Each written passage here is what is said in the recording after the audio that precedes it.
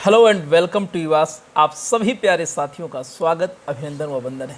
My dear, जो आज की सीरीज है ये बहुत ही शानदार होने वाली है। और आज इस संडे स्पेशल सीरीज में हम लोग ग्रामर, वोकैब और लिटरेचर के आउटस्टैंडिंग क्वेश्चंस करेंगे। और मेरा ऐसा विश्वास है कि आज की जो सीरीज है और ये जो संडे की स्पेशल सीरीज है, कम से कम 2 क्वेश्चन आपके रियल एग्जाम में आज की सीरीज से मिलना चाहिए। तो चलिए हमारी प्रैक्टिस का सिलसिला जारी रखा जाए और एक बार सभी प्यारे साथी थम्स अप करके परमिशन दें कि सर क्लास कमेंस की जाए।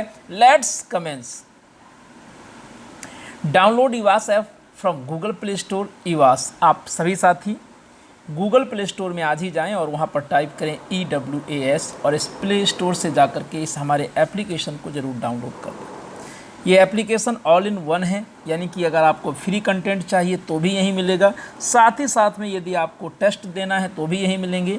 और ऐसे साथी ऐसे कैंडिडेट्स जो पेड बैच के लिए इंटरेस्टेड हैं, वो ईवास एप्लीकेशन में जाने के बाद स्टोर ऑप्शन में जाएंगे। एक बार ध्यान से सुन लीजिए ताकि कोई आपको प्रॉब्लम ना हो और किसी भी तरीके का आपके मन में कोई डाउट ना रहे। सीधे आपको करना क्या है कि इस ईवास एप्लीकेशन से स्टोर ऑप्शन में जाना है और वहाँ पर TGT इंग्लिश 2022 के नाम से बैच है, उसे बाय नाउ कर सकते हैं। इसके अलावा एक बैच PGT का भी है, उसे भी आप चाहें तो परचेज कर सकते हैं। दोनों बैच डिफरेंट हैं, बट PGT बैच में TGT का कोर्स भी इंक्लूडेड किया गया है। आइए, ये टारगेट बैच है, यानी कि आपके एग्ज़ाम डेट तक चलेगा जब तक आपका एग्ज़ाम नहीं होगा।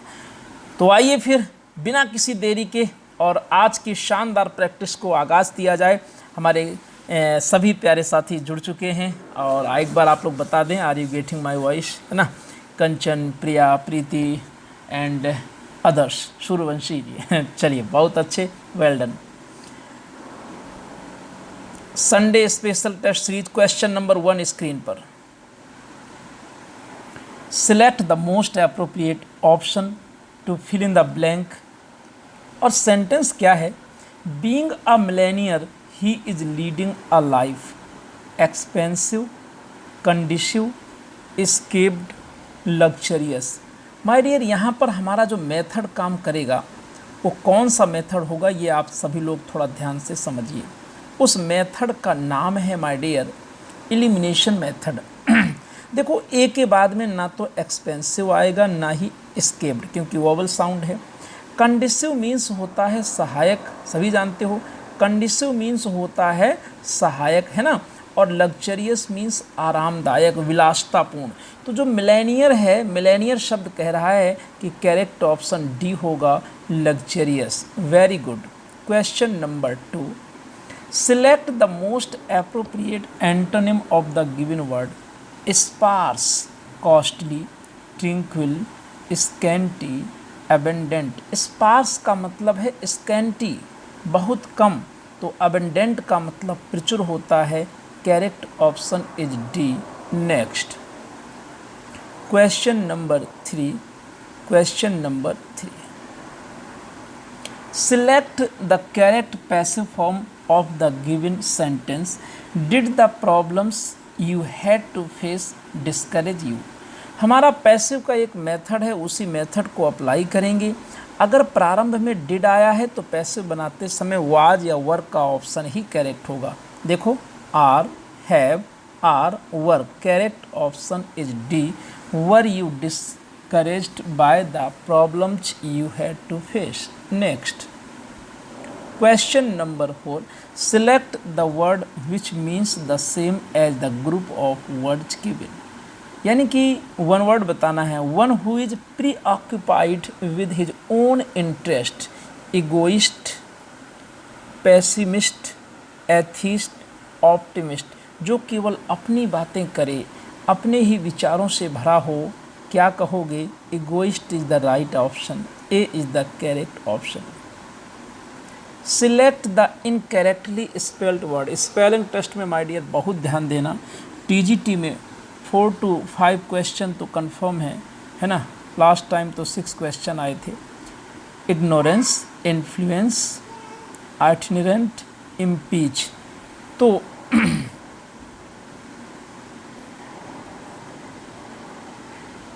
इटिनेरेंट का मतलब क्या होता है? भ्रमण करने वाला, और स्पेलिंग के लास्ट में RANT होगा, यानी कि डी ऑप्शन हो जाएगा, है ना। यहाँ पर करेक्ट ऑप्शन सी हो जाएगा, भ्रमण करने वाला, जगह जगह की यात्रा करने वाला।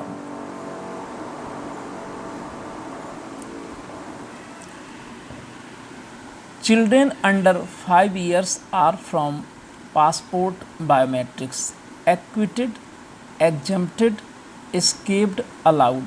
एक्विट मीन्स होता है दोष मुक्त करना, और एग्जम्प्टेड मीन्स होता है किसी नियम आदि में छूट देना। जैसे आप देखते हो कि TGT के एग्ज़ाम में कुछ ऐसे कैटेगरी वाइज कुछ छूट दी जाती है, किसी नियम में ढील दी जाती है कि आप इतने वर्ष के हैं तो भी आप फॉर्म अप्लाई कर सकते हैं, तो उसको हम एग्जम्प्ट बोलते हैं। Correct option is B, exempted. Select the word which means the same as the group of words given. A geometrical figure with 8 sides: octagon, pentagon, hexagon, heptagon। चलिए सभी साथी रिप्लाई करें। The correct option is A। octagon means अष्टभुज, pentagon means पंचभुज, hexagon means षडभुज यानी 6 भुजाओं वाला, और heptagon का meaning आप बताइए क्या होगा? 7 भुजाओं वाला। यस, यहाँ पर करेक्ट ऑप्शन, ये ध्यान रखना, आपका क्या बनेगा? ए बनेगा। A is the right answer. Question number 8। Select the most appropriate meaning of the given idiom. Bring to light, इसका मतलब होता है प्रकाश में लाना, उजागर करना। Just reply, reveal clearly। A is the right answer।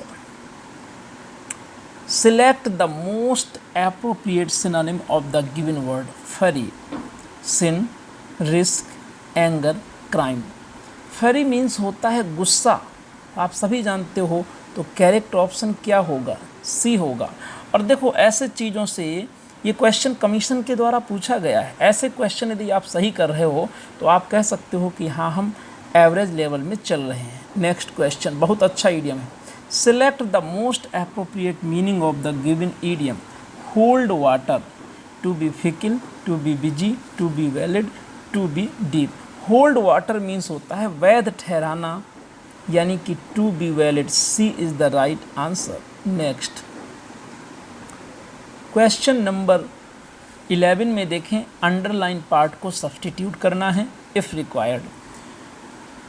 You advise will benefit to me, यहाँ यू के स्थान पर पहली चीज़ तो आप कर लेंगे योर। ये थोड़ा सा कंप्यूटर की मिस्टेक है, टाइपिंग वाली है ना। Your advice will benefit to me. अब आप ऑप्शंस देखिए और लगाइए, तेज़ी से जवाब करिए। You have 10 seconds. The correct option is B, your advice will benefit me. यहाँ कोई भी प्रपोजिशन नहीं आएगा एक्टिव वॉइस में बेनिफिट के साथ। Question number 12, select the most appropriate option. Underline part को रिप्लेस करना है। Where you left your bag yesterday, तो आप सभी जानते हैं कि ये इंटरोगेटिव सेंटेंस है, तो वेयर के बाद हेल्पिंग वर्ब आएगी। Where did you leave, correct option is D. Yes, correct option is D. यहाँ पर आपका जो करेक्ट आंसर है वो क्या है? D is the right answer. Next, select the most appropriate antonym of the given word. Friendship, enmity, amity, slavery, arrogance. तो friendship means होता है मित्रता, एनिमिटी शत्रुता, एमिटी मीन्स भी मित्रता होता है, याद रखिएगा, इसका अर्थ भी मित्रता, ये सिनोनिम हो जाएगा। स्लेवरी गुलामी, एरोगेंस हट या हाँ एरोगेंस घमंड कह लो। Correct option is A. Next 14 number, select the correct indirect narration or indirect narration indirect form of the given sentence. The lawyer said to me, there is no proof of your involvement in this case. तो the liar told me that there is, पहला option तो चला गया काम से क्योंकि is किया है जबकि वॉज होना चाहिए। दूसरा option the lawyer told me that there was no proof of my होगा कि नहीं, देखो योर सेकंड पर्सन मी के ऑब्जेक्ट के अकॉर्डिंग सही है, my involvement in that case, correct option is B is the right answer.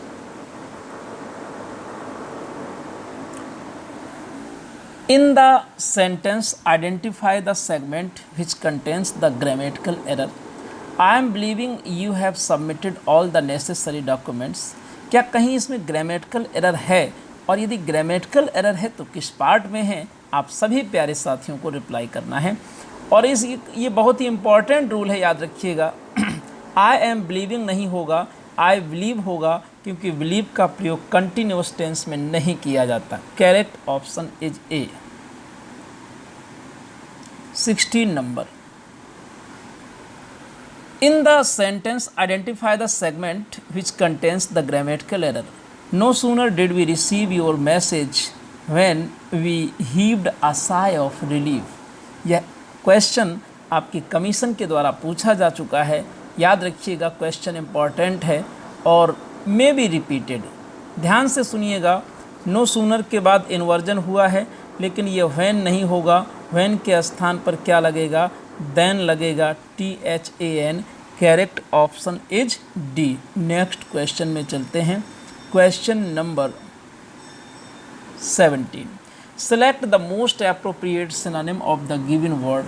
बहुत ही ध्यान से आप लोग देखें, पूरे प्यार से समझें तो मज़ा आएगा, समझने में भी मज़ा आएगा, अच्छा लगेगा। Select the most appropriate synonym of the given word. Solitary, solitary का synonym बताना है। Singular, stubborn, splendid, sensible। चाहे आपको जितना आता हो ये मायने नहीं रखता, मायने ये रखता है कि आप एग्जाम में कितना सही करके आते हैं, याद रखिएगा। और यहाँ solitary का करेक्ट आंसर आप सभी प्यारे साथी लगाएं। Correct answer is A, singular. अच्छा, आप लोग बताओ, ये प्रैक्टिस आपको अच्छी लग रही है, हेल्पफुल लग रही है? Thank you. Select the incorrectly spelled, deliver, denial, splendid, sensible. तो डिनायल मीन्स मनाही, स्प्लेंडेड शानदार, सेंसिबल समझदार। तो डिलीवर की स्पेलिंग गलत है, DELIVER। यहाँ पर करेक्ट ऑप्शन बनेगा आपका ए। डिलीवर की स्पेलिंग रॉन्ग है, ये DE से स्टार्ट होगी, याद रखिएगा। नेक्स्ट ऑप्शन लैंग्वेज सेक्शन हमारा कंप्लीट होता है। प्यारे साथियों, यदि लिटरेचर में हमसे लास्ट टर्म में यानी लास्ट जो टारगेट सीरीज थी एक मिस्टेक हो गई थी, उसके लिए एक बार फिर से आप सभी से करबद्ध क्षमा प्रार्थी हूँ। और रिपीट हो गया था क्वेश्चन, मुझे बड़ा खेद है उसका। और आज के क्वेश्चंस रिपीटेड नहीं है, एकदम न्यू क्वेश्चंस हैं। सभी प्यारे साथी एक बार जोरदार तरीके से थम्स अप करें। आइए देखते हैं लिटरेचर की शानदार प्रैक्टिस, जो आपके लिए बहुत ही फ्रूटफुल होगी, ऐसा मेरा विश्वास है। Who spoke the famous line to be और नॉट टू बी सल्लिकी। यह फेमस सल्लिकी किसने बोली है? Claudius, Hamlet, the ghost, Laertes. जिए कि मर जाएं, टू बी और not to be, this is the question. और यह सल्लिकी बोली है माय डियर, खुद हैमलेट ने बोली है। Correct option is B, Hamlet is the right answer. The complete title of Shakespearean tragedy Hamlet is the tragedy of Hamlet, prince of Denmark, the tragedy of Hamlet, the tragedy of Hamlet, the prince, the tragedy of Hamlet, prince of hammer. प्यारे साथियों, आप सभी veteran scholars का हम दिल से स्वागत करते हैं, अभिनंदन करते हैं। आई हेल यू ऑल। और आप बहुत अच्छा आंसर कर रहे हैं। आप सभी को पता है कि जो ट्रेजेडी ऑफ हैमलेट है वो डेनमार्क के प्रिंस की कहानी है, और इसका टाइटल एक करेक्ट आंसर है। और मैं देख पा रहा हूँ कि हमारे 99% विद्यार्थी आंसर कर रहे हैं और सबके आंसर करेक्ट आ रहे हैं।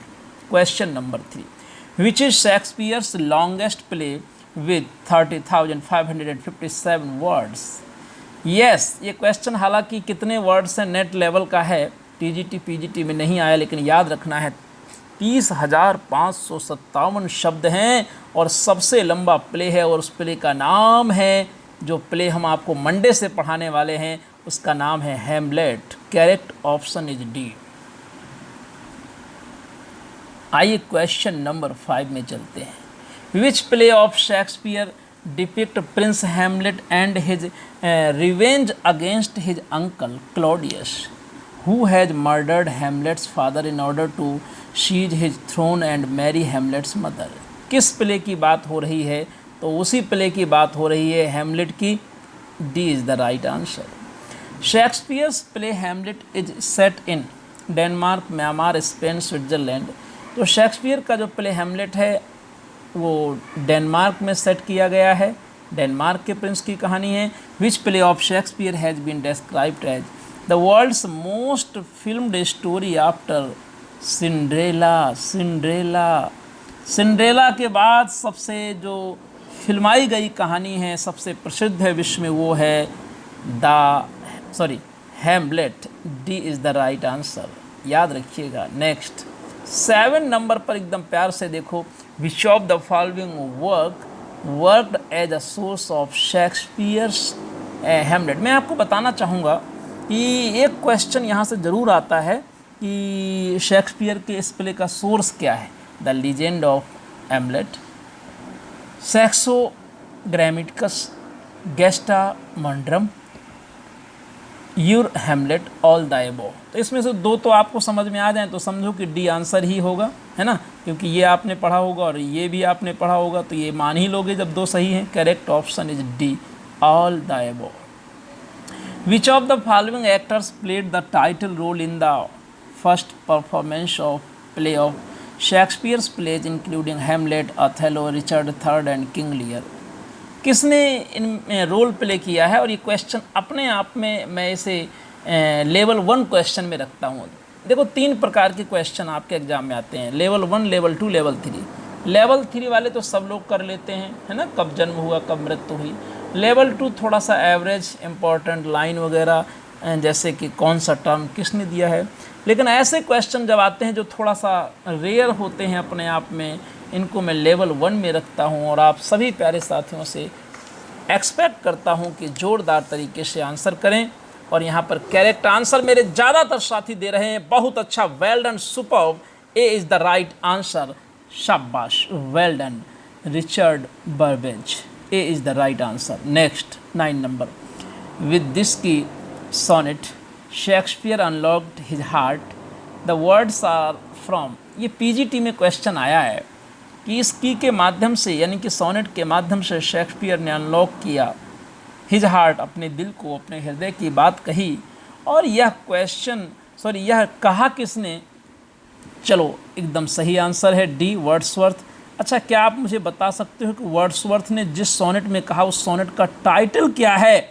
और यही क्वेश्चन का आंसर आज मुझे कमेंट बॉक्स में चाहिए माय डियर। चाहिए तो चाहिए फिर, हाँ, इसमें कोई डाउट नहीं। कमेंट में बताएंगे आप लोग टाइटल और फुल टाइटल लिखेंगे। In Shakespeare's tragedies character is not destiny but there is character and destiny is a remark. ये बात बहुत कही जाती है कि कैरेक्टर इज डेस्टिनी, है ना, और डेस्टिनी इज कैरेक्टर। तो शेक्सपियर कहते हैं कि कैरेक्टर इज डेस्टिनी, बट यहाँ पर एक ऐसे क्रिटिक्स हुए हैं, एक ऐसे स्कॉलर जिन्होंने कहा कि शेक्सपियर की ट्रेजेडी में character is not destiny but there is character and destiny. दोनों का रोल है, कैरेक्टर का भी और डेस्टिनी का। ये रिमार्क है किसका? Nicoll, Bradley, Coleridge, Goddard, Nicoll, Bradley, Coleridge. Correct answer is A, Nicoll. याद रखिएगा, A is the right answer. Series आपको कैसी लगी ये ज़रूर बताइएगा। और जो भी क्वेश्चंस, इसकी पीडीएफ यदि आप चाहते हैं तो आप सीधे टेलीग्राम में जाइए और लिखिए EWAS और हमारे इस चैनल को ज्वाइन कर लीजिए। जैसे ही आप ज्वाइन करेंगे आपको इसका पीडीएफ आज ही की डेट में वहाँ पर अवेलेबल हो जाएगा। इस चैनल में आपको सभी वीडियो की लिंक भी मिल जाती है ऑन टाइम। साथ ही साथ में हम क्विज भी आपको प्रोवाइड करते हैं जिसमें कुछ क्वेश्चंस रहते हैं। और जितना भी नोट्स मिलेगा आपके एग्ज़ाम तक, जो भी या कोई भी इन्फॉर्मेशन है, कोई कटिंग है, कोई भी जानकारी है, इस टेलीग्राम में आपको मिल जाएगी। जो साथी हमारे पेड कोर्स को ज्वाइन करना चाहते हैं वो ज्वाइन TGT और PGT लिख करके 94514645 पर हमें व्हाट्सएप कर सकते हैं। Take care, thank you.